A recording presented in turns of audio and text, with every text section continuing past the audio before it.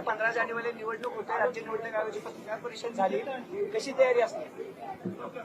मला अतिशय आनंद आहे की राज्य निवडणूक आयोगाने महानगरपालिका निवडणुकीच्या तारखा घोषित केलेल्या आहेत.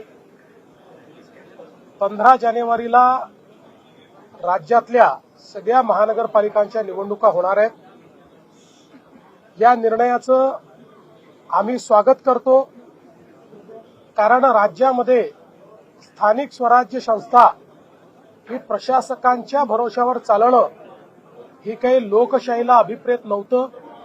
तथापि माननीय न्यायालयाच्या निर्णयांमुळे एक दीर्घ काळ या संस्था निर्वाचित प्रतिनिधींच्या विना होत्या.